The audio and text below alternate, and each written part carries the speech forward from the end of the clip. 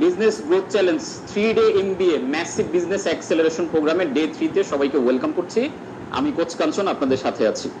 তো আজকে আমরা সিস্টেমাইজেশন নিয়ে কথা বলবো। যারা প্রচন্ড গরম বাইরে, আপনারা একটু পানি টানি সাথে নিয়ে বসেন, একটু পর পর পানি খাবেন, কারণ ডিহাইড্রেট হয়ে গেলে কিন্তু আপনার ব্রেইন প্রপার ওয়ার্ক করবে না। ব্রেইনের জন্য পর্যাপ্ত পানি খাওয়াটা আমাদের খুব বেশি জরুরি। সো আজকে সিস্টেম নিয়ে কথা বলবো। Why system?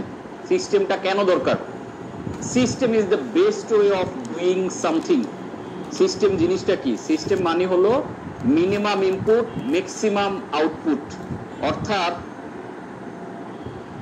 কিভাবে আমরা একজন গতকাল রিভিউর কথা বলেছেন, গতকাল এত কিছু আলোচনা করেছি, রিভিউ করতে গেলে 2 ঘন্টা সময় লাগবে। এটা আসলে মনে হয় না সুযোগ হবে। আপনাদের স্লাইডটা দিয়ে দেওয়া হয়েছে, ওইখানে একটু রিভিউ করে নেবেন। আর আমাদের গ্রুপে অলরেডি গতকালের ক্লাস নিয়ে অনেকে কিন্তু সুন্দর সুন্দর রিভিউ শেয়ার করেছেন। গতকাল আমরা মেইনলি মার্কেটিং এর জায়গাটা আলোচনা করেছি, মানুষের ব্রেইন সায়েন্স নিয়ে কথা বলেছি, যে আমাদের 3 ধরনের ব্রেইন আছে। অর্থাৎ আমাদের প্রত্যেকটা মানুষের 3টা ব্রেইন একসাথে কাজ করে। এই ব্রেইনের মধ্যে একটা হচ্ছে লজিক্যাল ব্রেইন, একটা হচ্ছে ইমোশনাল ব্রেইন, একটা হচ্ছে ইনস্টিংকচুয়াল ব্রেইন। তো এই 3টা ব্রেইনকে কম্বাইন করে মানুষ ডিসিশন নেয়। তো এজন্য আমরা যেটা ফোকাস করেছি, আমরা মার্কেটিং যখন করব, মানুষের ব্রেইনে ঢোকার সহজ উপায় হলো ইনস্টিংকচুয়াল ব্রেইন। ইনস্টিংকচুয়াল ব্রেইন কি কাজ করে? সেফটি এবং সার্ভাইভাল নিয়ে কাজ করে। তো এই জন্য ভয়ঙ্কর কিছু, ভীতিকর কোনো কিছু দেখলে মানুষ তখন দ্রুত রেসপন্স করে। এই জন্য আমরা যেটা করব, মানুষের পেইন পয়েন্টটাতে আগে ফোকাস করব। পেইন পয়েন্টে ফোকাস করলে মানুষ যখন আমাদের কন্টেন্টটা দেখবে, তখনই কিন্তু পারচেজ ডিসিশন নিবে। এরপরে আমরা বিভিন্ন ধরনের স্কারসিটি মার্কেটিং এর কথা বলে হয়েছে। যেমন আমার ওয়েবসাইটে আপনারা দেখেছেন যে লিমিটেড টাইম অফার দিয়েছি আমরা, 50 জনের জন্য অফারটা আমি ক্রিয়েট করেছি। তারপর লুক এন্ড ফিলের কথা বলা হয়েছে, প্যাকেজিং এর কথা বলা হয়েছে। আমরা যখন ওয়েল প্রেজেন্টেশন করতে পারবো, মানুষকে ভালোভাবে আমাদের জিনিসটা তুলে ধরতে পারবো, তখন কিন্তু রেসপন্সটা অনেক ভালো পাবো। সো এই ব্যাপারগুলো আমরা কথা বলেছি। আই হোপ স্লাইডটা দেখলে আপনাদের পুরো টপিকগুলো মনে পড়ে যাবে। এবং যারা খুব সুন্দর করে ক্লাসটা করেছেন গতকাল, আমি সবাইকে রিকোয়েস্ট করবো, আপনারা আমাদের ফেসবুক যে অ্যালামনাই গ্রুপটা আছে, ওইখানে আপনারা গতকালের ক্লাসটা যেহেতু অনেকেই মিস করেছিলেন, আপনারা একটু লার্নিংটা শেয়ার করবেন। তাহলে আপনাদের অন্যান্য যারা সমমন উদ্যোক্তা আছে সবার জন্য হেল্পফুল হবে। এবং আপনি লার্নিং গুলো শেয়ার করলে আপনি কিন্তু গ্রুপে পপুলার হবেন, অনেক মানুষ আপনাকে চিনবে। সো সবাই চেষ্টা করবেন এই 3 দিনের প্রতিদিনের লার্নিং গুলো নিয়ে আলাদা ভিডিও, ছোট ছোট কন্টেন্ট আপনারা শেয়ার করতে। আমাদের গ্রুপটা ওপেন আছে আপনাদের জন্যই। আপনারা যত অ্যাক্টিভিটি করবেন, যত নিজেরা নেটওয়ার্কিং করবেন, কানেকশন বিল্ড করবেন, আপনাদের জন্য তত কিন্তু হেল্পফুল হবে। সো আমরা আজকে টপিকটা কভার করি। Why system? System is the best way of doing anything. System কথাটার অর্থ হলো মিনিমাম ইনপুট দিবেন, ম্যাক্সিমাম আউটপুট নেবেন। তার মানে হচ্ছে যখন আমরা কোনো একটা কাজ এলোমেলো করি, সিস্টেমের বাইরে গিয়ে করি, ওইখান থেকে আউটপুটটা খুব কম পাই। অনেক বেশি পরিশ্রম দিতে হয়, কিন্তু আউটপুটটা খুব কম আসে। যেমন আমরা যদি সিম্পল করে বলি, ধরেন একটা সময় যখন জিপিএস ট্র্যাকার ছিল না, এখন আমরা কোথাও গেলে কি ইউজ করি? গুগল ম্যাপস ইউজ করি। ম্যাপের মধ্যে দেখি যে যে জায়গাটা আমরা যেতে যাচ্ছি, ম্যাপের মাধ্যমে যাওয়া দিয়ে। এই যে গুগল ম্যাপ, এটা হচ্ছে সিস্টেম। এই ম্যাপের কারণে কি হয়, আমরা খুব ইজিলি এক জায়গা থেকে এক জায়গায় যেতে পারি। আপনি খেয়াল করে দেখেন, এই ম্যাপটা যখন পৃথিবীতে ছিল না, আমরা তখন এক জায়গা থেকে, ধরেন আমি ঢাকা থেকে দিনাজপুরে আমাদের এক অ্যালামনাইয়ের বাসায় যাব। এখন এই ম্যাপ ছাড়া যাওয়ার উপায় কি ছিল? আমরা রাস্তা দিয়ে যেতে যেতে মানুষকে জিজ্ঞেস করতাম, ভাই অমুক মোল্লাবাড়িতে যাব, বলেন তো এটা কোন দিক দিয়ে যেতে হবে? মানুষ কেউ বলতো ডানে যান, কেউ বলতো বায়ে যান, কেউ বলতো সোজা যান। কতদূর যাওয়ার পর আবার অনেকে বলতো, ভাই আপনি তো ভুল রাস্তায় চলে আসছেন, আপনি এই দিক দিয়ে আবার পেছনে যান। তার মানে কি? সিস্টেম ছিল না আমাদের। মানে এই কাজটা আমরা করতাম সিস্টেম ছাড়া। ওই দিনাজপুরে ওই বাড়িতে যেতে গিয়ে আমরা অনেক ধাক্কার সম্মুখীন হতাম। আর এই ম্যাপস থাকার কারণে কি হইতেছে, গুগল ম্যাপ আমাকে বলে দিচ্ছে কখন ডানে বায়ে কোন দিকে যেতে হবে। This is the system. তার মানে মিনিমাম ইনপুট, ওই সিস্টেমটা একবার বিল্ড করা হয়ে গেলে আমি জাস্ট ফলো দ্য সিস্টেম। তার মানে আপনার বিজনেসে আমরা প্রতিদিন অসংখ্য কাজ করি। এই কাজগুলো যদি প্রপার একটা সিস্টেমের মধ্য দিয়ে আমরা করি, তাহলে আমরা অল্প সময় অনেক বেশি আউটপুট নিতে পারবো। কিন্তু এই সিস্টেমটা যদি মেইনটেইন না করি, তাহলে আমাদের একই কাজ বারবার কষ্ট করে করা লাগবে এবং আমাদের অনেক বেশি পরিশ্রম দেবে, বাট রেজাল্ট আসবে অনেক কম। তাহলে আমরা একটু বোঝার চেষ্টা করি, আমরা খুবই ভালোভাবে বুঝতেছি যে আমাদের যে কোনো কাজ, শুধু বিজনেস না, যে কোনো কাজ একটা সিস্টেম ফলো করলে আমরা খুব ভালোভাবে কাজটা কমপ্লিট করতে পারি এবং অল্প সময়ে বেশি আউটপুট নিতে পারি। তাহলে আমরা একটু বোঝার চেষ্টা করি হোয়াট ইজ সিস্টেম। সিস্টেম জিনিসটা কি? System doesn't equals automation. এই সিস্টেম ওয়ার্ডটা শুনলেই আমাদের মাথায় প্রথম যে জিনিসটা স্ট্রাইক করে, সিস্টেম মানে হচ্ছে অটোমেশন, প্রযুক্তির কোনো কিছু, ডিজিটালাইজেশন। নো, সিস্টেম মানে সব ক্ষেত্রে ডিজিটালাইজেশন না। এবং সিস্টেম বলতে আমরা আরেকটা জিনিস বুঝি, টেকনোলজি বেসড কোনো সলিউশন, কোনো অ্যাপস লাগবে, কোনো সফটওয়্যার লাগবে, ব্যাপারটা এরকম না। System means having predictable pattern that can give you predictable result. অর্থাৎ একটা প্রেডিক্টেবল সিস্টেম বা একটা পদ্ধতি বানানো যেটা ফলো করলে বারবার আমরা একই রেজাল্ট পেতে পারি। যেমন ধরেন রান্নার ক্ষেত্রে সিস্টেম কি? রান্নার ক্ষেত্রে সিস্টেম হচ্ছে রেসিপি। আপনি কোন একটা কিছু রান্না করতে চান, এখন কমন সেন্স দিয়ে আমাদের মায়েরা বোনেরা তারা হয়তো অনেকদিন রান্না করতে করতে যে কোনো কিছু বানিয়ে ফেলতে পারে। এখন নতুন আমি ধরেন রান্না করতে চাই, তাহলে আমার জন্য সিস্টেম কি হবে? আমার জন্য সিস্টেম হবে একটা রেসিপিকে ফলো করা, যে চাল নিবেন এতটুকু, লবণ এতটুকু, মরিচ এতটুকু, এই যে পানি দিবেন এতটুকু, এগুলো বলা থাকবে একদম পরিমাণ সহ, কোনটা পর কোনটা, কতক্ষণ চুলার আঁচে রাখবো, চুলার আঁচটা কি বাড়ানো থাকবে না কমানো থাকবে। তো এই যে পুরো পদ্ধতিটা বর্ণনা করা আছে রেসিপির মধ্যে, রেসিপি বুকের মধ্যে, আমি জাস্ট ফলো দ্য রেসিপি। আমি রেসিপি ফলো করে পুরো জিনিসটা করলে আমার কিন্তু দেখা গেল যে আলটিমেট রান্নাটা কমপ্লিট হবে। এই যে রেসিপিটা রান্নার জন্য, এই রেসিপিটাই হচ্ছে সিস্টেম। তাহলে রেসিপি কিন্তু আমার কোনো প্রযুক্তি লাগতেছে না, ডিজিটালাইজেশন লাগতেছে না। কি লাগতেছে? এই রেসিপির মধ্যে ডিটেইল বলা আছে আমার কি কি করা লাগবে। আমি জাস্ট রেসিপিটা ফলো করলে আমার কাজটা কমপ্লিট করতে পারছি। দেখেন তো, এই রেসিপিটা বাদে যদি আমি আমার কমন সেন্স দিয়ে রান্নাটা করতে যাই, তখন কি হবে? এই রান্নাটা অনেক সময় লেগে যাবে এবং রান্নাটা মন মতো স্বাদের হবে না। তাহলে বিজনেসে ব্যাপারটা কি? In business we are facing the same problem again and again. Ask yourself, how can you solve a problem not once but forever. অর্থাৎ বিজনেসে আমরা রিপিটেডলি প্রতিদিন একই রকমের প্রবলেম কিন্তু ফেস করতে থাকি, কিন্তু এই প্রবলেমগুলোর আমরা কোনো রেসিপি বানাই না, এই প্রবলেমগুলোর কোনো পার্মানেন্ট সলিউশন বানাই না। না বানানোর ফলে যেটা হয়, একই প্রবলেম বারবার সলিউশন করতে হয়, একই প্রবলেম এক একজন এক এক ভাবে সলিউশন করে। একটা প্রবলেম করছে, কোম্পানির এমডির কাছে গেলে একরকম সলিউশন দেয়, কোম্পানির চেয়ারম্যানের কাছে আরেক রকম সলিউশন পাওয়া যায়, আবার দেখা গেছে কোম্পানির অন্য ডিরেক্টরের কাছে বললে আরেক রকমের সলিউশন পাওয়া যায়। তাহলে একই কাজ বিভিন্ন ভাবে আমরা করছি একই কোম্পানিতে, কিন্তু কোনো রেসিপি দেওয়া নাই, কোনো সিস্টেম বিল করা নাই, যার বিধায় আমরা কি করছি? আমরা সেটাকে ফলো করার সুযোগ পাচ্ছি না। তো business systemization is the process of creating documented and repeatable system and process to streamline the operations. আমরা অপারেশনসে প্রতিদিন অসংখ্য কাজ করি। ধরেন আপনার কোম্পানিতে, পুরো কোম্পানিটা চালানোর জন্য টোটাল 200টা কাজ আছে, 200 ওয়ার্কস বা 200 টাস্ক। এখন এই কাজগুলোকে আপনি একটা ওয়েল ডকুমেন্টেশনের মধ্যে নিয়ে আসবেন। এই ডকুমেন্টেশনটাই হবে আপনার ম্যানুয়াল, অর্থাৎ পুরো কোম্পানি ফলো করবে ওই ম্যানুয়ালটা। ম্যানুয়ালে যেভাবে বলা আছে সবাই ওই ম্যানুয়াল অনুযায়ী চলবে। ধরেন আপনার কর্মীরা কিভাবে পরিচালিত হবে, এখন কিভাবে পরিচালিত হবে কি, আমরা আমাদের কমন সেন্স দিয়ে পরিচালনা করি। একজন ছুটি চাইছে, আচ্ছা দিয়ে দিলাম, আবার আরেকজন চাচ্ছে দিলাম না। কতদিন ছুটি পাবে এটা একটা ম্যানুয়ালে উল্লেখ থাকবে। একটা কর্মী ঐচ্ছিক কতদিন ছুটি নিতে পারবে, তারপরে হচ্ছে হলিডে গুলো কিভাবে তারা মেইনটেইন করবে, অফিস আওয়ারের পরে এক্সট্রা আওয়ার কাজ করলে কি পাবে। এই যে পুরো ব্যাপারটা যখন আপনি একটা ডকুমেন্টেশনের মধ্যে নিয়ে আসতেছেন, তখন কাজ হবে সবাই ওই ডকুমেন্টটা ফলো করবে যে কোনো ঘটনা ঘটার পরে। যেমন আমি একদম ছোট্ট একটা কাজ দিয়ে এক্সাম্পল দিই, তাহলে আই হোপ জিনিসটা অনেক ক্লিয়ার হয়ে যাবে আমাদের। ধরেন অফিসে আমাদের প্রতিদিন কিছু কিছু অফিস আছে যে ধরনের অফিসগুলোতে প্রচুর ভিজিটর আসে, মানে অনেক গেস্ট আসে। এখন এই গেস্টদেরকে আমাদের কি করতে হয়? আপ্যায়ন করতে হয়।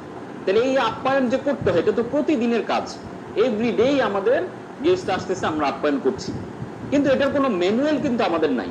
গেস্ট আসলে কি হয়? অফিসের পিয়ন রুমে চলে আসে, স্যার একজন গেস্ট আসছে, কি দিব তাকে খেতে, আপ্যায়নটা কি করব? তখন আমরা হুট করে মাথায় আসে যে আচ্ছা কি দেওয়া যায়, দুপুরবেলা হয়েছে, আচ্ছা লাঞ্চ করো, আচ্ছা চা কফি দাও। এই যে ধরেন 20 জন গেস্ট আসছে 20 জনের কাছে, তাহলে অফিসের পিয়ন বা স্টাফ যে অফিস বয় যে 20 জনের কাছে আলাদা আলাদা ভাবে বারবার জিজ্ঞেস করা লাগতেছে যে কিভাবে আপ্যায়নটা হবে, কি দেওয়া হবে। কিন্তু এই কাজটাকে যদি আপনি একটু প্ল্যান করে সবাই মিলে বসে একবার সিস্টেমটা বানায় ফেলেন যে অফিসে আমাদের 3 ক্যাটাগরির গেস্ট আসে, তাহলে 3 ক্যাটাগরির গেস্টের জন্য আমরা 3 ধরনের আপ্যায়ন করব, তাহলে কি হলো, এটা একটা লিখিত ম্যানুয়াল বানায় ফেললেন। এবার অফিসের পিয়ন যখন আসবে আপনার কাছে আসলে আপনি লিখে দিবেন যে ক্যাটাগরি এ, তাহলে ও জানে ক্যাটাগরি এর জন্য আসলে কি করতে হবে, ক্যাটাগরি বির জন্য আসলে কি করতে হবে, মুখস্থ হয়ে যাবে। যেমন ধরেন আমাদের যেটা আমরা করার চেষ্টা করি, আমাদের অফিসে আসলে সবার জন্য ম্যান্ডেটরি আমরা কি করি, চিয়া সিড হানি দিয়ে লেবু দিয়ে আমাদের একটা জুস তৈরি করা হয়। তো মানুষজন আসলেই এটা ম্যান্ডেটরি, আমরা এটা বলা আছে, ও আমাদেরকে জিজ্ঞেস করা লাগে না। আসলেই গরমের সময়টা আসলে বিশেষ করে আমাদের আসলে এই জুসটা আগে ম্যান্ডেটরি, তাহলে ওর কিন্তু জিজ্ঞেস করা, অফিসে গেস্ট আসছে রিসেপশনে বসছে, ও সুন্দর ওই জুসটা আগে দিয়ে দিতেছে, এটা কিন্তু বলা হয়ে গেছে, একবার ওকে ডিরেকশনটা দিয়ে দিছে, ও বারবার এটা ফলো করছে। এখন খেয়াল করেন আমাদের মাঝে মাঝে ঝামেলা হয়ে যায়, অফিসের ধরেন যে পিয়নটা এখন কাজ করে, ধরেন ও চাকরি ছেড়ে চলে গেছে, নতুন একটা আসছে, এখন নতুনটারে আবার তৈরি করতে আমাদের 6 মাস সময় লাগে। কেন? কারণ অফিসের 20 জন মানুষ 20 রকমের, এক একজন এক এক ভাবে ডিরেকশন দেয়, এক একজন এক এক ভাবে কাজ উদ্ধার করতে চায়, তাহলে আপনার ওই নতুন পিয়নটা তৈরি হতে আবার 6 মাস সময় লাগতেছে। কিন্তু আপনার পুরো ডিরেকশন গুলো যদি একটা ম্যানুয়ালের মধ্যে বা একটা শীটের মধ্যে সাজানো থাকে, নতুন একজন আসছে তারে শুধু ধরে বলবেন যে এই হচ্ছে তোমার টাস্ক, এই ঘটনা ঘটলে এটা করবা, এই গেস্ট আসলে এটা দিবা, এই হচ্ছে তোমার টাস্ক লিস্ট। তাহলে ওর কাজ হচ্ছে সারাদিন বসে ওকে এই কাজটা একটু একদিন বুঝাই দেন, ও কিন্তু ঠিক আগের জনের মতোই পারফর্ম করা শুরু করবে। This is the system. তার মানে আমি যেটা বলার চেষ্টা করছি, এই যে যে বাংলাদেশটা চলতেছে, খেয়াল করে দেখেন তো পুরা বাংলাদেশ কিসের ভিত্তিতে চলে? বাংলাদেশ চলতেছে একটা কনস্টিটিউশনের ভিত্তিতে। যা কিছুই ডিসিশন হয়, এই যে জাতীয় নির্বাচন হয়, এই নির্বাচনে কত বছর থাকবে একদল ক্ষমতায়, কয়টা আসন হবে, নারীদের সংরক্ষিত আসন কয়টা, এই সবগুলো জিনিস কিন্তু ওয়েল ডিফাইন, আগে থেকেই ডিফাইন করা। এখন কোন এক জায়গায় যদি চেঞ্জ আনতে হয় তাহলে কনস্টিটিউশনে আগে চেঞ্জ করতে হয় যে আমরা এই জিনিসটা, এই যে যে দেশে অপরাধীদেরকে সাজা দেওয়া হয়, আদালত ব্যবস্থা, এটা কিসের ভিত্তিতে চলে? কারণ একটা আইন প্রণয়ন করা আছে, এই আইন প্রণয়ন আইনের একটা ম্যানুয়াল বলা আছে, এই ম্যানুয়ালে বলা আছে যে একজন আরেকজনকে খুন করলে এই সাজা হবে, ধর্ষণ করলে এই সাজা হবে, চেক ডিভিশনার হলে এই সাজা হবে। তার মানে জিনিসগুলো কিন্তু ওয়েল ডকুমেন্টেড। এবার বিচারক যেই হোক, সে রায় দিতে গেলে তার কোনো না কোনো একটা ধারার ভিত্তিতে তাকে কিন্তু রায়টা দিতে হয় যে অমুক ধারার কারণে আপনি অপরাধটা করেছেন, আপনার এই শাস্তি হবে, অথবা ওই ধারার বলে আপনি অপরাধী না, বিধায় আপনাকে বেকসুর খালাস দেওয়া হলো। তার মানে একটা দেশ চলতেছে, বিচার বিভাগ চলতেছে ম্যানুয়াল দিয়ে, কনস্টিটিউশন দিয়ে। আপনার যে কোম্পানিটা, আপনার যে বিজনেসটা, এটা কিন্তু একটা দেশের মতোই। এটা হয়তো ওরকম দেশ না, বাট এইটা এই দেশে আপনার কোম্পানিতে হয়তো 100টা লোক কাজ করে, তার মানে 100টা লোকের জন্য এই কোম্পানিটা একটা দেশ। এই কোম্পানিতে কোন কোন ঘটনা ঘটলে কি কি হবে, এইগুলো ওয়েল ডকুমেন্টেড রিটেন যদি থাকে, আপনার দেখবেন ঝামেলা অর্ধেক কমে গেছে। আদারওয়াইজ কি হয়, সমস্ত কাজ, এই যে আমরা প্রবলেমটা যদি একটু খেয়াল করে দেখি, পুরো জিনিসটা তখন the problem, if your business is not depend on the system, it is mostly depend on you, that's the problem. যদি আপনি এই সিস্টেমটাকে প্যারালালি দাঁড় না করান, তাহলে সবকিছু ডিপেন্ড করবে আপনার উপরে। যে কোনো কিছু ঘটবে সবাই আপনারে ফোন দিবে, স্যার কি করুম এখানে, আচ্ছা বসো আমি আসতেছি, স্যার এটা ঘটছে কি করুম, স্যার অমুক হয়েছে কি করব। এই জন্য দেখবেন সারাক্ষণ আমাদেরকে প্যারা নিতে হয়। ওই যে সোলার সিস্টেম থেকে আমরা জীবনও বাইরে যেতে পারি না। বাইরে কখন যেতে পারবেন? যখন আপনি সিস্টেম দাঁড় করাবেন, মার্কেটিং ডিপার্টমেন্ট কিভাবে চলবে, কত টাকা কমিশন পাবে, সেলস টার্গেট কি থাকবে, everything should be written. So এই জন্য ওই যে টনি রবিন্সের একটা কথা আছে, এই কথাটা আমার খুব পছন্দ হয়, যে when you led by your head you are dead, when you led by your head you are dead। আপনি যদি সবকিছু মাথায় রেখে দেন, বাংলাদেশের উদ্যোক্তাদের সবচেয়ে বড় সমস্যার নাম, তারা সবকিছু মাথায় রেখে দেয় ভাই মাথায় আছে, সমস্যা নেই, আচ্ছা আসবো না, সব আমরা মাথায় রেখে দিই, বাট সবকিছু রিটেন হবে। কেন আপনি আপনার মস্তিষ্কের সিপিইউ খরচ করবেন? ব্রেইনের তো কার্যক্ষমতার একটা লিমিটেশনস আছে, ব্রেইনের প্রেশার নেওয়ার একটা সক্ষমতার একটা লিমিটেশনস আছে। সো আমরা কি করি, সবকিছু মাথায় রেখে দিই। Everything should be written. আজকের পর থেকে এই সিস্টেমাইজেশনের ক্লাস করে ফেলেন। হ্যাঁ, আপনি বলবেন আমি ওয়েবসাইট করব, সফটওয়্যার করব, ইআরপি সলিউশন বানাবো, সব বানান। এগুলো বানানোর প্রথম স্টেপটা হচ্ছে রিটেন ডকুমেন্টে নিজেকে চলতে অভ্যস্ত করেন। ধরেন যেমন আমার, যদি বলেন আমার থট প্রসেস বা আমি ওয়ার্কিং প্রসেস কি করি, আমি সবকিছু রিটেন। ধরেন আজকে এই যে ট্রেনিং করাচ্ছি, ট্রেনিং এর পরে কি করব না করব, সারা দিনের টোটাল কার্যক্রম, ধরেন আমি আমার আম্মুকে ফোন দিব, এই কথাটাও আমি লিখে রাখি যে আগামীকাল 10টা বাজে আমি আম্মুকে ফোন দিব। কেন আমি লিখে রাখি? কারণ আমরা মাথায় রাখলে যেটা অনেক কাজ মাথা থেকে আমাদের ছুটে যায়, নানা রকম জটিলতা আছে। সো আমি মাথায় রাখার দরকার নেই, আমি সবকিছু রিটেন লিখে রাখছি। এবং এটা কখন লিখবেন, এটা হলো আপনার ব্যক্তির সিস্টেমাইজেশন বলতেছি আমি। আপনি এজ এ ব্যক্তি হিসেবে প্রোডাক্টিভ থাকার উপায় হচ্ছে আপনি এভরিথিং শুড বি ডকুমেন্টেড। আপনি লিখে ফেলবেন। এটা লিখার বেস্ট টাইম কখন? রাতে ঘুমানোর আগে। অনেকেই বলেন যে সকালবেলা উঠে লিখবো না, রাতে ঘুমানোর আগে লিখে রাখলে যেটা হয়, ব্রেইনের মধ্যে এই তথ্যগুলো ঢুকে থাকে এবং আনকনসিয়াসলি আপনি যখন ঘুমান এই তথ্যগুলো ব্রেইনের সুন্দর মতো করে সিস্টেমাইজ হয়ে থাকে, প্রসেস হয়ে থাকে। সকালে উঠে এগুলো হয়তো অনেকগুলো ভুলেও যাবেন, কিন্তু রাতে লিখে রাখলে যেটা হবে, ব্রেইনের মধ্যে এটা ইনস্টল হয়ে যায় সুন্দর করে।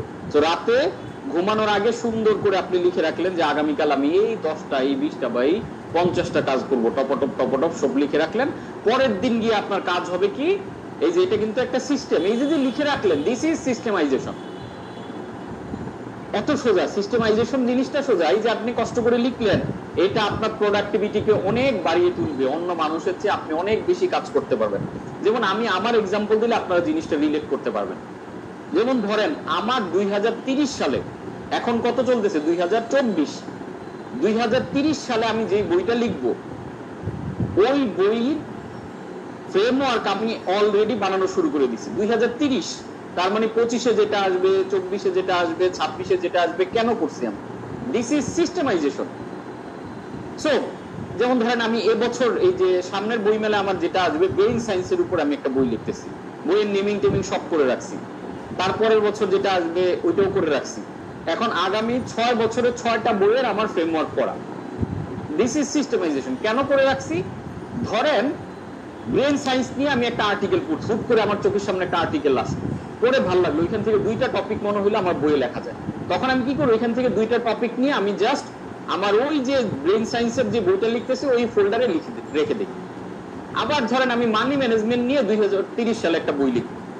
এখন আমি মানি ম্যানেজমেন্ট নিয়ে একটা সুন্দর ভিডিও দেখলাম অথবা একটা বই পড়লাম, ওইখান থেকে একটা টপিক মনে হলো, বাহ এই টপিকটার মতো আমার বই অ্যাড করা দরকার, আমি টপিকটা নিয়ে ওই যে 30 সালে যে বইটা লিখবো মানি ম্যানেজমেন্ট, ওইখানে রেখে দিলাম। তাহলে আমি 30 সালটা তো একদিন আসবে আমার লাইফে, সেই দিন আর খুঁজতে হচ্ছে না যে আমি কি কি টপিক নিয়ে বই লিখবো। ওই দিন অলরেডি এই যে 4-5 বছরে যা যা কিছু আমার মাথায় আসছে ফোল্ডারে রেখে দিচ্ছি, মানি ম্যানেজমেন্ট রিলেটেড যা আসতেছে ওই ফোল্ডারে রেখে দিছি। এবার 30 সালে যখন আমি বইটা লিখতে যাব, তখন আমি দেখি যে অনেকগুলো রেফারেন্স, অনেকগুলো ডেটা, অনেকগুলো জিনিস অলরেডি আমার গোছানো। তখন আমি বইটা জাস্ট 15 দিন আমার সময় লাগে, 15 দিন আমি অফিস থেকে কার্যক্রম থেকে ছুটি নিয়ে জাস্ট 15 ডেজে আমি একটা বই লিখে ফেলি। এখন ওই 15 ডেজে আমার ডেটাগুলো যদি গুছানো না থাকতো, এই ডেটা গুছাইতে থাকে কিন্তু আমি 5 বছর ব্যাপী। আজকে আপনারা যে ক্যাশ মেশিন বই লিখলেন, এই ক্যাশ মেশিন বই ডেটটা কিন্তু আরো 5 বছর আগে থেকে আমি গুছানো শুরু করছি। আপনারা যে বিজনেস ব্লুপ্রিন্ট বই পড়ছেন, এই বিজনেস ব্লুপ্রিন্ট আমি 3 বছর আগে থেকে ডেটা গুছানো শুরু করছি।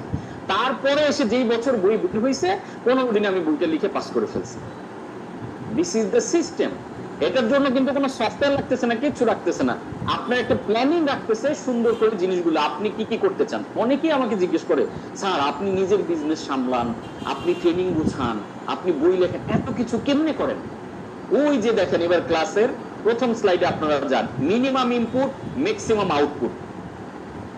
র্যান্ডম থট, আমি ধরেন গাড়িতে করে এক জায়গায় যাচ্ছি, হঠাৎ করে র্যান্ডম একটা সুন্দর থট আমার মাথায় চলে আসলো, ভালো 2টা লাইন আমার মাথায় চলে আসলো। আমি কি করলাম, যে আমি আগামী 5 বছরে যে বইগুলো লিখবো, কোন বইটার সাথে এই লাইনটা যায়, ওই বইয়ের ফোল্ডারে এই লাইনটাকে আমি লিখে দিই।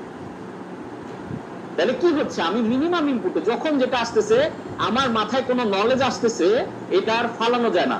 আমরা কি করি, অনেক দেখবেন ভালো ভালো আইডিয়া, ভালো ভালো চিন্তা, ভালো ভালো প্ল্যান আমাদের মাথায় আসে, আমরা এগুলো লিখে রাখি, এগুলো আর খুঁজেও পাই না, মনেও থাকে না, কারণ ব্রেইনে তো হঠাৎ হঠাৎ দেখবেন সুন্দর সুন্দর আইডিয়া পপ আপ হয়। এবং আমি কোনো আইডিয়া কোনো কিছু আমার ফালানো যায় না, যখনই আসে সাথে সাথে আমার ফোল্ডার ক্রিয়েট করা আছে, ফোল্ডারে আমি আইডিয়াটা লিখে রেখে দিই। আমার অন্তত 100টা বিজনেস প্ল্যান, আমি বলছি না জীবদ্দশায় আমি 1000 বিজনেস করব, আমার অন্তত 100টা বিজনেস প্ল্যান খুব সুন্দর করে ফোল্ডার করে করে ক্রিয়েট করা আছে। এটাকে আমি একদিনে এই এক বসায় বসে করছি না, বিভিন্ন সময় আমার যেটা মাথায় আসে, ব্র্যান্ড নেম, ট্যাগ লাইন, বিভিন্ন আইডিয়া, আচ্ছা এই আইডিয়াটা তো ভালো, বা এই কাজটা তো আমি দেখলাম একজন খুব সুন্দর করতেছে দেশের বাইরে, আচ্ছা ঠিক আছে এটা আমি রেখে দিই। এইভাবে জিনিসগুলো করতে হয়। সো এটা আমি আমার ব্যক্তির এক্সাম্পলটা দিলাম, আপনারা আই হোপ রিলেট করতে পারছেন যে আপনি আপনার লাইফে যত প্রোডাক্টিভ হতে পারবেন আপনি তত বেশি আউটপুট কিন্তু আপনার দ্বারা পৃথিবী পাবে, আপনার ফ্যামিলি পাবে, আপনি নিজে পাবেন। তো যত বেশি নিজেকে প্রোডাক্টিভ সিস্টেমাইজেশনের মধ্যে দিয়ে রাখা যায়, কারণ আমরা নিজেদেরকে আনি না। আপনি হয়তো শুনলে অবাক হবেন, আমাদের যারা ব্রেভে জয়েন করে তাদেরকে আমি বাচ্চাদের মতো করে প্রেশার দিয়ে দিয়ে কাজ করাই, কোচিংটা এমন ভাবে করাই, প্রথম ক্লাসে সবাইকে আমি রুটিন বানাইতে দিই, 24 ঘন্টার রুটিন। 24 প্রতি ঘন্টায় কখন কোন ঘন্টায় কি কি করবেন এই রুটিন বানিয়ে আমাকে জমা দিতে হয়, এবং আমি এই রুটিনের উপর আবার তাদেরকে ফলো আপ করি যে ঠিক মতো সে এই রুটিন মেনটেন করছে কিনা।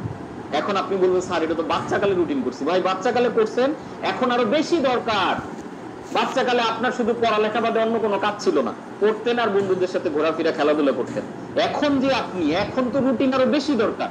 আমরা মনে করি রুটিন বানাবে শুধু স্টুডেন্টরা, তারা পড়ালেখার জন্য না। আপনার লাইফে এখন যেই পরিমাণ কার্যক্রম, আপনার যদি এভরি আওয়ার গুলো প্রপার একটা রুটিনে না থাকে, এই যে যে রুটিনটা আপনি আপনার জন্য বানাবেন, এইটা আপনার লাইফের সিস্টেমাইজেশন। এই সিস্টেমটা, এই যে রুটিনটা ফলো করা মানে আপনি সিস্টেম ফলো করতেছেন। আপনি যখন সিস্টেম ফলো করবেন, এই আপনিই দেখবেন অন্য আপনিতে পরিণত হচ্ছেন, আপনার দ্বারা অনেক বেটার বেটার আউটপুট আসবে। আপনি যখন খুব অর্গানাইজড হয়ে চলবেন, এবং দেখেন আজকে আপনার বিজনেসকে আপনি সিস্টেমে আনতে যাচ্ছেন, আপনার বিজনেসকে সিস্টেমে আনতে চাওয়ার প্রথম স্টেপ হচ্ছে আপনি নিজেকে আগে সিস্টেমে আনেন। আপনি যদি পার্সোনাল লাইফে অগুছালো থাকেন, আমি ডেফিনেট করে বলতে পারি আপনার বিজনেসও দেখবেন অগুছালো। আপনার পার্সোনাল ফাইন্যান্স যদি, মানি ম্যানেজমেন্ট যদি ঠিক না থাকে, আমি নিশ্চিত করে বলতে পারি আপনার বিজনেসেরও মানি ম্যানেজমেন্ট ঠিক নাই। আপনার লাইফস্টাইল যদি ঠিক না থাকে, আপনার বিজনেসও ঠিক নাই। So the problem, if your business is not depend on the system, it is mostly depend on you. That's the problem. কারণ বিজনেস আপনার ঘরে, you build a wrong system because you don't know what you don't know. আমরা জানি না যে আসলে system build করা দরকার, সবকিছু যে ওয়েল ডকুমেন্টেড করা দরকার। আমি আপনাদেরকে বলবো আজকের পর থেকে আপনারা আপনার কোম্পানির জন্য একটা কনস্টিটিউশন বানানো শুরু করেন। আপনার কোম্পানির একটা কনস্টিটিউশন বানান, এটাকে আপনি ফলো করবেন প্রত্যেকটা ডিপার্টমেন্টের জন্য। কাস্টমার সার্ভিসের জন্য একটা বানান, ব্র্যান্ড প্ল্যানের জন্য একটা বানান, মার্কেটিং এর জন্য আপনার বানান, টিম বিল্ডিং এর জন্য একটা বানান, ওভারঅল একটা অপারেশনাল ম্যানুয়াল, একটা কনস্টিটিউশন বানান। হ্যাঁ, এটা আজকে ধরলেন, আজকে শিখলেন আমার কাছ থেকে, কালকে আপনার কমপ্লিট হবে না, বাট বানানো শুরু করেন, ছোট ছোট করে লেখা শুরু করেন। লিখতে লিখতে লিখতে লিখতে 2 মাস 3 মাস 6 মাস পরে দেখবেন আপনার সুন্দর একটা ম্যানুয়াল হয়ে গেছে। এবার আপনি এই জিনিসটাকে ফলো করেন, দেখবেন যে আপনার কাজের লোড অনেক কমে গেছে। ট্রুলি স্পিকিং, হ্যাঁ এই কাজটা করতে কষ্ট লাগবে, ভালো লাগবে না, কারণ আমরা মনিটারি ভ্যালু, ইনস্ট্যান্ট কোনো মনিটারি ভ্যালু না থাকলে সেই কাজটা আমরা করতে চাই না। যে আমি যে সিস্টেম বানাবো, আমি যে লেখালেখি করব, আমি কি ইনস্ট্যান্ট অনেক টাকা কামাইতে পারবো না, বাট এই কাজটা আপনার লোডটাকে অনেক কমিয়ে দিবে, আপনার ঘাড়ে থেকে অনেক বোঝা কমে যাবে। আপনার কর্মীরা কি ফলো করবে, আপনার ইনস্ট্রাকশনের জন্য বসে থাকবে না, তারা ফলো করবে ম্যানুয়াল, যে দেখো ম্যানুয়ালে কি ইনস্ট্রাকশন আছে ওইটা ফলো করো, ওই অনুযায়ী কাজ করো। তার মানে যা যা কিছু আপনি আপনার ব্রেইনে রাখছেন সব কিছুকে লিখিত করে ফেলেন, সবার সাথে বসে প্রত্যেক ডিপার্টমেন্টের সাথে এই ডিপার্টমেন্ট এইভাবে পরিচালিত হবে আমাদের কোম্পানি। এখন এটা বলার পরে অনেকেই বলে স্যার রেডিমেড কোনো ফ্রেমওয়ার্ক আছে যেখানে আমি আমারটা বসাই দিব? না, রেডিমেড কোনো ফ্রেমওয়ার্ক নাই, কারণ আপনার কোম্পানিটা ইউনিক এন্টিটি, পৃথিবীতে আপনার কোম্পানির মতো আরেকটা কোম্পানি নাই। সো আপনি কিভাবে চালাতে চান, আপনি কিভাবে কমফোর্ট চান, সেই জিনিসটা আপনি রেডি করবেন। সো এটার আমরা কিছু জিনিস আমরা দেখব যেটা আপনাদেরকে আসলে সহযোগিতা করবে বানানোর জন্য। চলেন আমরা আরেকটু অ্যাডভান্সে যাই। দেখেন মাইকেল ই গার্বার, ওনার একটা বইয়ের নাম আমি বলেছিলাম, বইটার নাম হচ্ছে ই মিথ রিভিজিটেড। ই মিথ, ই মিনস হচ্ছে এন্টারপ্রেনিউর, ই মিথ রিভিজিটেড। এই বইটা সবাই পড়বেন। এই বইটাতে সিস্টেমাইজেশন নিয়ে অনেক সুন্দর সুন্দর কথা আছে, কিভাবে ম্যাকডোনাল্ডস এর মতো ব্র্যান্ড সিস্টেমাইজেশন করে বড় ব্র্যান্ড হয়েছে, ওইটার উপরে বইটা লেখা। তো ওনার একটা কোট শেয়ার করেছি, without a systematic way to build and run a business there is a predictable probability that you will have to burn the business and start over. খুবই পাওয়ারফুল একটা কথা বলছে। দেখেন, আপনি যদি সিস্টেমেটিক ওয়েতে বিজনেসকে পরিচালনা করেন তার মানে হচ্ছে আপনি আপনার বিজনেসকে ধ্বংস করে দিচ্ছেন, আবার নতুন করে বানাইতেছেন, আবার ধ্বংস করতেছেন, আবার নতুন করে বানানো শুরু করছেন। তো সিস্টেমটা খুবই এসেনশিয়াল বিজনেসের জন্য। তাহলে কি কি সিস্টেম আছে বিজনেসের মধ্যে? দেয়ার আর 3 systems in business. Number 1, hard system. Number 2, soft system. Number 3, information system. তাহলে আপনি সিস্টেম যে বানাবেন মেইনলি 3টা জিনিসকে আপনি সিস্টেম করবেন।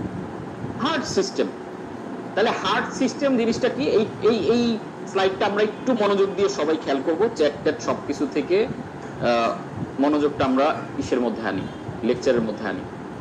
হার্ড সিস্টেম মানে কি? হার্ড সিস্টেম হচ্ছে ডেকোরেশন, ডিজাইন, ব্র্যান্ডিং, এগুলো সব হচ্ছে হার্ড সিস্টেম। আপনি পৃথিবীর বিখ্যাত ব্র্যান্ডগুলোর কথা চিন্তা করে দেখেন, যেমন ধরেন কেএফসির কথা, কেএফসি যেহেতু বাংলাদেশে আছে, কেএফসির কথাই চিন্তা করে দেখেন। কেএফসির সারা পৃথিবীতে অলমোস্ট 35,000 আউটলেট, 35,000 ইউজ। এই 35,000 আউটলেট বিশ্বের যে কোনো প্রান্তে আপনি যাবেন, ইউএসএ যাবেন, ইউকে যাবেন, দুবাইতে যাবেন, বা বাংলাদেশে বসবেন, বা ইন্ডিয়াতে যাবেন, সকল আউটলেটের ডিজাইন দেখবেন একই রকম, কোথাও কোনো মনে হয় না যে আলাদা। দূর থেকে কর্নেল স্যান্ডার্সের একটু হালকা দাড়িওয়ালা চেহারাটা সুন্দর করে দিয়ে রাখছে, রেড এন্ড হোয়াইট এর মধ্যে করে পুরো ডিজাইন গুলো করা, কাউন্টার গুলো সব জায়গায় একই রকম সিস্টেম, চেয়ার গুলো সারা পৃথিবীর সব জায়গাতে একই রকমই। তাহলে এই জিনিসটা কিভাবে সারা পৃথিবীর 35,000 আউটলেট একই রকম হয়? Because of the hard system. তারা হার্ড সিস্টেম বলতে তাদের একটা ডেকোরেশন প্ল্যান বানিয়েছে, একটা ইন্টেরিয়র কোম্পানির সাথে এগ্রিমেন্ট করে তারা তাদের দিয়ে একটা ফরম্যাট বানাইছে যে কেএফসির আউটলেট নিতে গেলে আপনাকে সবার আগে ওই ম্যানুয়ালটা ভরাই দিবে এবং আপনাকে বলবে কেএফসির আউটলেট তুমি করতে চাও, তাহলে তুমি অ্যাজ ইট ইজ এইখানে যেইভাবে সাইনবোর্ড দেওয়া আছে, এইখানে যে কাউন্টার সিস্টেম, এইখানে যে চেয়ার টেবিল, তুমি এরকম করে জিনিসগুলো বানাবা, যার কারণে সব জায়গায় যান আপনি একই রকম ফিল পান। This is the hard system. এবার ডিজাইনের কথা চিন্তা করে দেখেন, ডিজাইন সকল জায়গাতে একই রকম ডিজাইন প্যাটার্নটা ফলো করা হয়। ব্র্যান্ডিং এর কথা যদি আপনি চিন্তা করে দেখেন, কেএফসির কোন জায়গায় আপনি ব্লু কালার দেখছেন যে নীল রং ব্যবহার করে অথবা পার্পল কালার ব্যবহার করে? না, ওদের কি শুধু রেড এন্ড হোয়াইট, এই দুইটা কালারই কেএফসির কালার। তার মানে ওরা এই কালারের উপরেই পুরো জিনিসটাকে বিল্ড করেছে, এর বাইরে অন্য কালারকে তারা সিস্টেমের, this is the hard system. কারণ ওদের যে হার্ড সিস্টেমের ম্যানুয়াল, ওইখানে লেখা আছে আমরা অলওয়েজ রেড কালার এতটুকু ব্যবহার করব, লোগোটা এই সাইজের ব্যবহার করব, এভরিথিং তাদের রিটেন। এবার তার টিম মেম্বার চেঞ্জ হয়ে যায়, আপনি চিন্তা করে দেখেন তো, এই 35,000 আউটলেটের কত কর্মী চেঞ্জ হয়ে যায়, ব্র্যান্ডের হেড চেঞ্জ হয়ে যায়, কিন্তু কেএফসির প্যাটার্ন স্ট্যান্ডার্ড চেঞ্জ হয় না। আর বাংলাদেশে কেন ব্র্যান্ড হয় না জানেন? বিকজ আমাদের এই সিস্টেম নাই। আমরা আমাদের দেশে ব্র্যান্ড চলে কিসের উপর ভিত্তি করে বলেন তো? ব্র্যান্ড আমাদের দেশে চলে ব্যক্তির উপর ডিপেন্ড করে। ধরেন আমি একটা এক্সাম্পল দেই, কেউ অন্যভাবে নেবেন না, আমি বোঝার জন্য বলছি। ধরেন একটা কোম্পানিতে একজন ব্র্যান্ড ম্যানেজার নিয়োগ দেওয়া হয়, উনি প্র্যাকটিসিং মুসলিম ধর্মের প্র্যাকটিস করে এবং খুব ইসলামের ব্যাপারে খুব ফ্যাসিনেশন, এরকম একজন মানুষ। তো উনি ওই ব্র্যান্ডের জন্য বিভিন্ন জায়গায় স্পন্সর করে। উনি কোনো কনসার্টে স্পন্সর করে না, কোনো নাচ গান এই জাতীয় অনুষ্ঠানে, পয়লা বৈশাখে স্পন্সর করে না।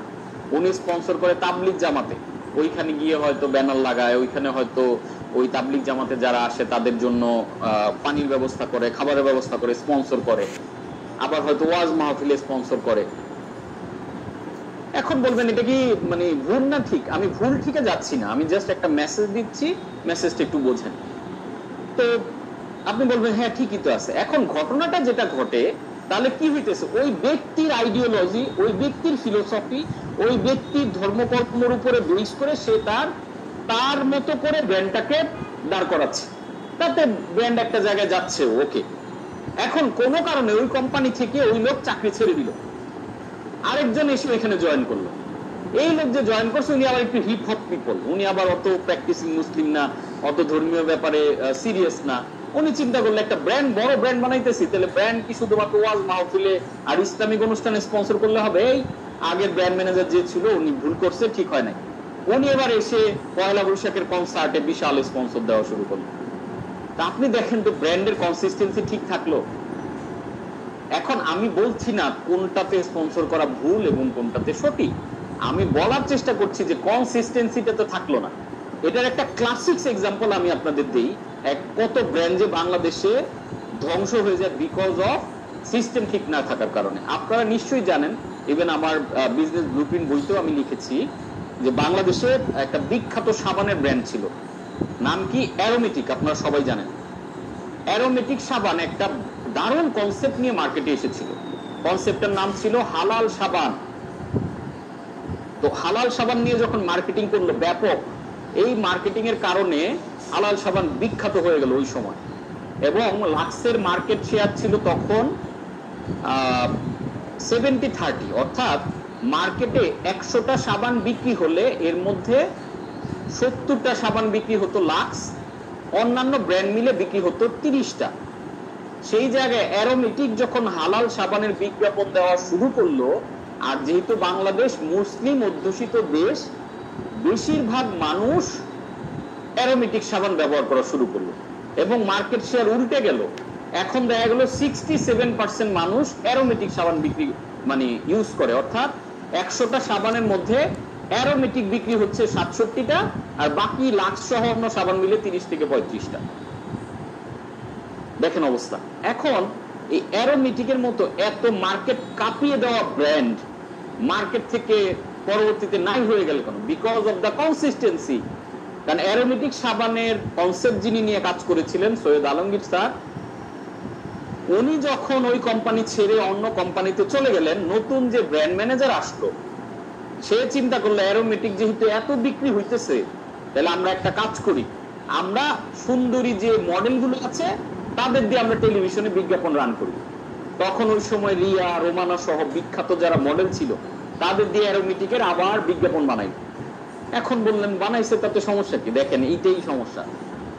যখন আপনি প্রচার করলেন যে আপনি একটা হালাল জিনিস নিয়ে কাজ করছেন এবং এই হালাল কনসেপ্ট আপামর জনসাধারণ গ্রহণ করলো, এখন এই হালাল বলে আপনি যখন একটু বেহালাল কাজে চলে গেলেন, বেহালাল কাজ কি?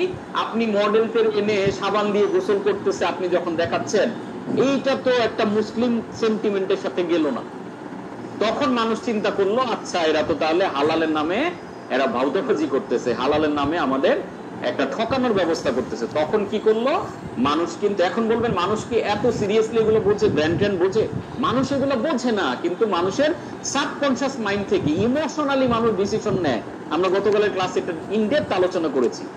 মানুষের ইমোশনে যখন এটা হার্ট করলো, মানুষ তখন কেনা বন্ধ করে। দেখেন কোক খায় না মানুষ, এখন মোজো খায়, বিকজ মানুষের ইসরায়েল ফিলিস্তিনের এই ঘটনার কারণে ইমোশনে হার্ট করার কারণে কোক আপনার যত মজাই হোক মানুষ এখন খাচ্ছে না। এখন এখানে লেসনটা কোথায় আপনি খেয়াল করে দেখেন, যখন অ্যারোমেটিক সাবান মার্কেট কাঁপিয়ে দিচ্ছে, লাক্স কি একবারের জন্য বলছে আমরাও হালাল? বলে নাই কিন্তু। দেখেন ইন্টারন্যাশনাল ব্র্যান্ড, কেন ইন্টারন্যাশনাল ব্র্যান্ড, কেন তারা ব্র্যান্ডের তাদের হার্ট সিস্টেম অনুযায়ী তাদের ব্র্যান্ডের যে গাইডলাইন এবং ব্র্যান্ডের যে প্ল্যানিং তৈরি করা, এর বাইরে তারা এক চুলো যাবে না। যাই করে দেখ, যা ঘটে যাক, ওরা ওই জায়গা থেকে সরবে না। আর ওই জায়গা থেকে সরবে না বিধায়, ওই জায়গাটা ধরে রাখছে বিধায় এই কনসিস্টেন্সির কারণে। Branding is all about consistency. আর এই কনসিস্টেন্সি ধরে রাখার কারণেই কিন্তু তারা পরবর্তীতে আবার মার্কেট, তারা সেই বিউটি, বোল্ডনেস, গ্লামার, তখন তারা ইন্ডিয়ান ফিল্মের নায়িকাদেরকে আরো অ্যাডের মধ্যে নিয়ে আসলো। দেখেন আলটিমেটলি কিন্তু লাক্স উইন করলো এবং মার্কেটে এখনো সাস্টেইনেবল ব্র্যান্ড হিসেবে আছে। আমরা গতকালের ক্লাসে আলোচনা করেছিলাম পজিশনিং এর বিষয়টা। আপনি খেয়াল করে দেখেন তো পজিশনিং, লাক্সের পজিশনিং কিন্তু ও চেঞ্জ করে না। ও যে বিউটি, বোল্ডনেস, গ্লামার দেখায়, নায়িকাদেরকে, বিখ্যাত মডেলদেরকে নিয়ে আসে, ও ওই জায়গাটাই ধরে রাখছে। This is branding. কারণ ওর হার্ট সিস্টেম, ওর যে ব্র্যান্ড প্ল্যান, এখানে সুন্দর করে লেখা আছে যে লাক্স কি কি কি কি করতে পারবে আর কি কি কি কি করবে না, এইটাকে সে ফলো করে। এবার লাক্সের ব্র্যান্ড ম্যানেজার হয়তো গত 100 বছরে 100টা চেঞ্জ হয়েছে, সো হোয়াট, নতুন ব্র্যান্ড ম্যানেজার আছে, তার হাতে ব্র্যান্ডের ম্যানুয়ালটা ধরায় দেয়, ওরা রান্না যেই করুক রেসিপি সেম। আজকে কেএফসির পৃথিবীর যে কোনো প্রান্তে যান, দেখুন খাবার চিকেন ফ্রাই খাচ্ছেন, একই রকম test. How is it possible? Because of the heart system. তারা সিস্টেমের বাইরে চলে না, ব্যক্তির উপর ডিপেন্ড না। আর আমরা ব্যবসা করি ব্যক্তির উপরে ডিপেন্ড। আজকে আপনি ব্র্যান্ড ম্যানেজার নিয়োগ দিচ্ছেন, তার লাল রং পছন্দ, সে লাল রঙে কোচ কাঞ্চনের ব্র্যান্ডিং করে দিছে। আগামী ওকে টান, বেগুনি ভালো লাগলো, সে ডিজাইন করে দেখেন, দেখেন স্যার বেগুনিতে আপনার ওয়েবসাইটটা কি সুন্দর লাগে, এই যে দেখেন। হ্যাঁ হ্যাঁ, আমিও কনভিন্স হয়ে গেলাম যে ঠিক আছে ভাই, এই ডিজাইনটা সুন্দর হয়েছে, ক্যারি অন। এখন এতদিন যাবত যে আমি লাল কালার ব্র্যান্ডিং করতে সবার মাথায় জায়গাটা নিয়েছিলাম, যখন আমি বেগুনিতে আসছি, এখন কিন্তু মানুষকে আবার নতুন করে চিনানো লাগতেছে। এই যে আমার যে ব্র্যান্ড কালার, এর বাইরে এখন আমি কেনাকাটা করি না। এই যে যখন ব্র্যান্ডিংটা আমি প্রপারলি করতেছি, আমি এর বাইরে কিনি না কিছু।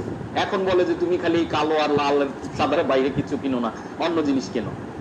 কিন্তু আমি তো জানি যে আমার সাথে যদি আপনার রাস্তায়ও দেখা হয়, আমি যদি তখন একটা নীল রঙের শার্ট পরে থাকি, আপনার মাথায় ক্যাচ করবে স্যার তো ব্র্যান্ড ফলো করতেছে না। এতটুকু সিরিয়াসলি আসলে ব্র্যান্ডিং করা লাগে, হার্ট সিস্টেমটাকে এতটুকু সিরিয়াসলি ফলো করা লাগে। আমরা কি করি? আপনি নিজেকে একটু প্রশ্ন করে দেখেন। আপনার যখন যেই ডিজাইনার যেই ডিজাইন যেই কালার করে দেয়, আপনার ওইটাই ভালো লাগে। 12 রকমের কালার দিয়ে আপনি ব্র্যান্ডিং করেন। আপনি খেয়াল করে দেখুন, চোখ বন্ধ করে বিকাশ চিন্তা করে দেখেন তো, গোলাপি কালার, অনেক দূর থেকে গোলাপি আর সাদা দেখলে আপনি বুঝেন বিকাশের দোকান। এটা কেন হয়েছে? বিকজ তারা গোলাপি আর সাদা কন্টিনিউ ব্যবহার করতে করতে করতে করতে আপনার মেমোরিতে জায়গা পেয়ে গেছে। আপনাদের জন্য খুবই পাওয়ারফুল একটা কথা বলি, এখন সবাই মনোযোগ দিয়ে খেয়াল করেন। পণ্য তৈরি হয় ফ্যাক্টরিতে, আর ব্র্যান্ড তৈরি হয় মানুষের মাথায়। পণ্য তৈরি হয় ফ্যাক্টরিতে, আর ব্র্যান্ড তৈরি হয় মানুষের মাথায়। ব্র্যান্ডিং মানে হলো কন্টিনিউয়াস, আপনি একই রকমের কাজ করে করে মানুষের মাথায় জায়গা পাওয়াটাই হচ্ছে ব্র্যান্ডিং।